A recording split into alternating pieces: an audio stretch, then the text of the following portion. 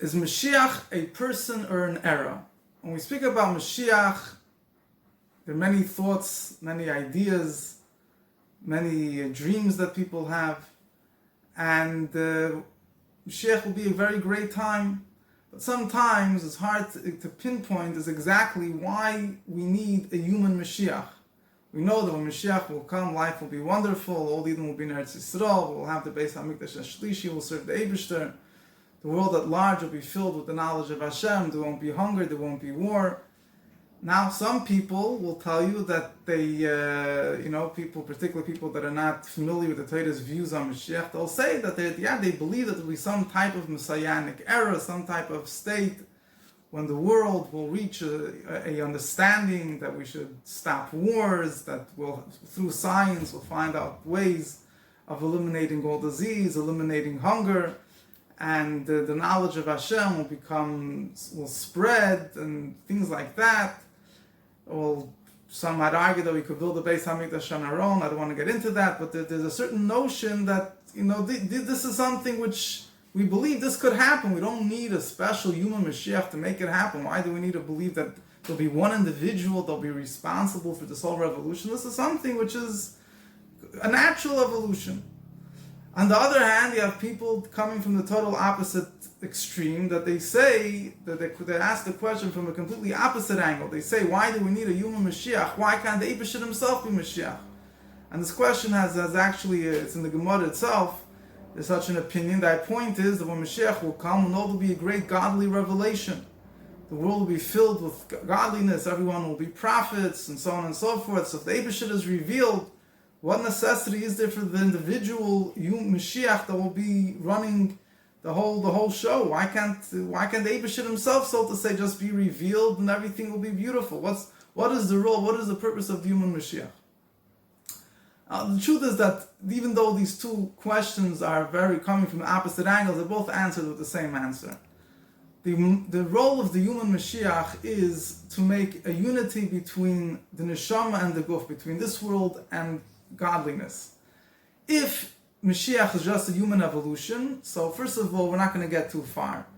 Mashiach is obviously not just a bunch of scientific discoveries. Human beings on their own obviously are not going to reach a state when they'll all decide to beat their swords into plowshares. There obviously needs to be a human being with great godly capabilities that will usher in to the world a understanding and an awareness of godliness in a way that will transform them completely. It's not, obviously the coming of Mashiach is much more than what humans could accomplish on their own. It's from the onset, it's a complete godly process which is able to really transform the world in an eternal and internal way.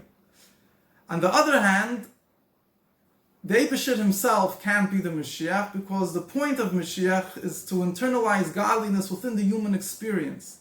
That the physicality of the world itself should understand and relate to godliness. In order for that to happen, if the Eibishter will be revealed, it will be wonderful.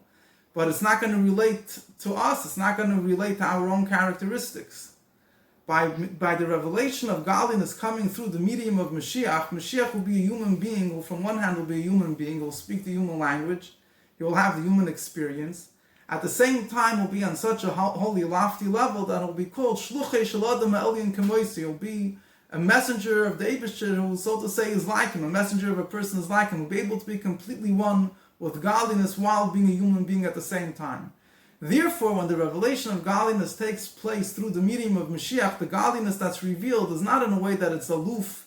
It doesn't connect with our human experience. It doesn't relate to our human consciousness. On the contrary, it will be able to permeate our understanding because it's coming through the medium of Mashiach.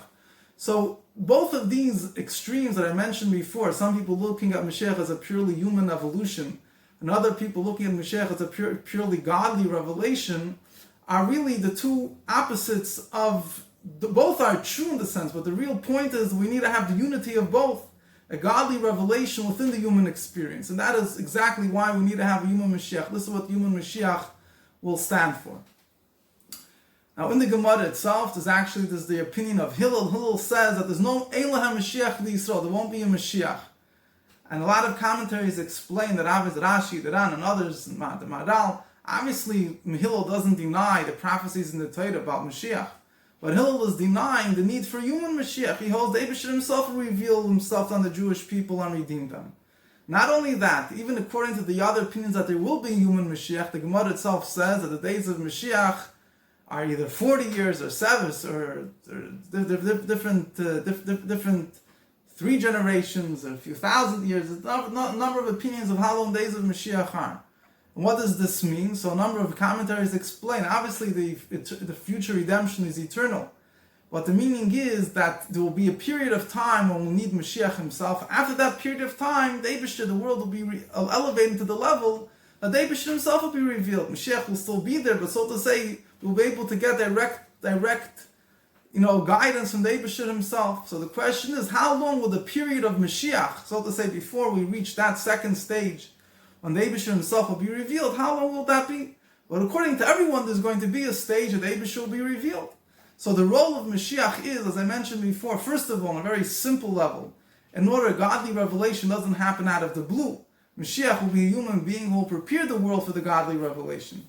But moreover, most importantly, in order for the godly revelation to be understood, to be internalized from the human perspective, it needs to come through Mashiach. That's why we find that even later, the Pasuk says that godliness will be revealed, Kulam yedu, see, everyone will know me. Nevertheless, we still know that we'll still learn Torah from Mashiach. Why we'll still need to learn Torah from Mashiach if godliness will be revealed?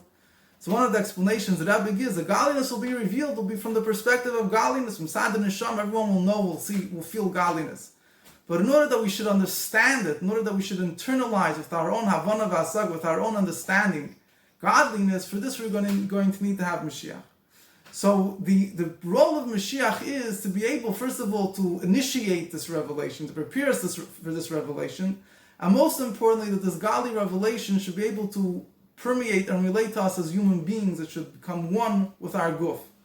The Eibusher should help, that we should merit to see Mashiach, to experience Mashiach, take it from Yad Mamash.